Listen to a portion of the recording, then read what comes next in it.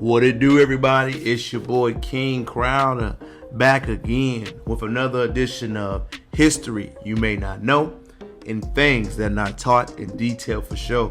Today's subject will be a sensitive one, but I think it's something, again, you must lay all the truth to the ground. Once we know the truth, you can heal. Once you keep secrets, that's when trauma and issues form. Today's subject is about the subject known as buck breaking. I would highly recommend you watching the film by filmmaker Tariq Nasheed on his subject. He takes such a deep dive onto how critical and how horrific these acts were. But what I want to do is mainly go over how it happened in the Caribbean and the Americas in the southern part of our region. Most people don't realize that buck breaking in itself was the act when the white male of the owner of the member of the plantation would take the strongest male of that plantation and physically and sexually assault them.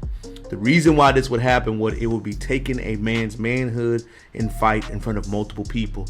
They would do this act to dehumanize you and take that fight out of you. You were essentially, as it was saying, breaking the buck. The strongest black male in that region, you will lower him down and sexually assault him in front of everyone in that region. Remember, homosexuality acts were severely looked down upon in these communities at the time, so they would sexually assault the strongest male to send a message to the male and the woman of that area to know, if you try these things, you will see these things happen to you and your children. That is when those small implanted seeds of doubt, being fearful, and being timid in yourself are still placed in many people to this day. Most people don't know that buck breaking happened a lot, especially in the Caribbean islands.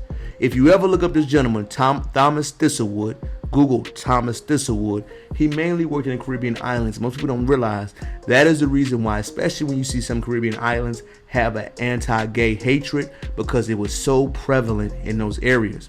The prevalence of buck breaking happened because a lot of them were going against that. A lot of their black males were uprising and fighting against those. But the horrific act of slave owners such as Thomas Thistlewood would take advantage and sexually assault males in that area. They would literally defecate in their mouths, spit in their faces, do any act that was horrific to them. Read the article in the books by Thomas Thistlewood. It is a horrific read, but it is so insightful onto what was happening, when it was happening, and how the processes were happening very so often. Buck breaking also happened as a psychological factor. You wanted the male in these species to know you were the dominant person, you were the strong person, you were the leader, and there was nobody that can question you. This act was not only as much physical domination, it was psychological warfare. Remember, you had to be on pins and needles to prevent the act of buck breaking from happening to you. Let that marinate for a second.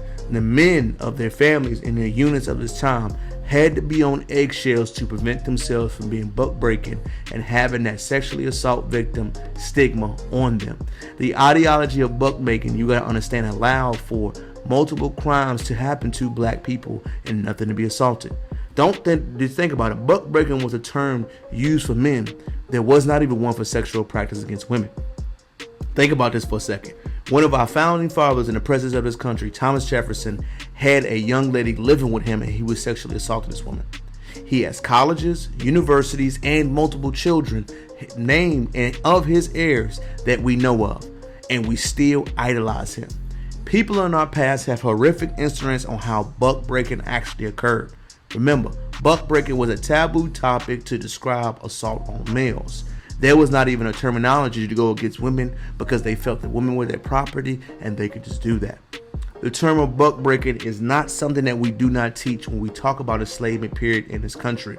If we do not tell every single piece, how will we be able to heal or talk about these horrific acts? It was an act of domination. It was an act of humiliation, terrorism, and a psychological defect that we see right now.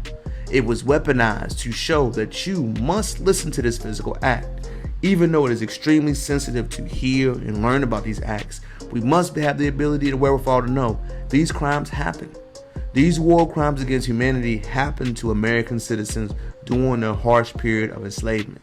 Buck breaking is just as much of a topic as we must talk about that happened to the Jews in the Holocaust era. Both of these acts are horrendous. Both of these things deserve the same amount of sensitivities. Both of these acts need to be educated and talked about in school. We do have to understand this subject is not easy to talk about. It is not easy to understand. But learning how buck breaking happened and how we still see the evidence of buck breaking happen in real time. Most likely when we see it happen in current times, we refer to social events. Think about the element that happened to Kanye West when people were saying he was buck breaking by making his comments in real time. But we must understand, the topic of buck breaking is taking the strongest person, minimizing his strength, making him appear weak, and letting him know he does not have this entire value. Buck breaking, learn it, educate it, talk about it, take the power away from the word like we did with the N-word. Talk about these subjects, be open, understand this is the history of this country, and don't look back on it.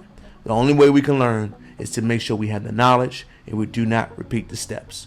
It's your boy King Crowder back again, coming at you hot with another edition of History You May Not Know. I hope today you learned something about the beautiful subject of our history that was sensitive and very hard to read and understand sometimes. But we must understand that if we talk about these things, they lose its power, and we educate ourselves on how to ensure these horrendous acts never happen again.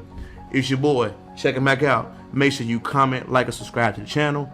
Make sure you give me your feedback on what you think about this video. It's your boy. I hope you learned something very impactful. Until next time, peace.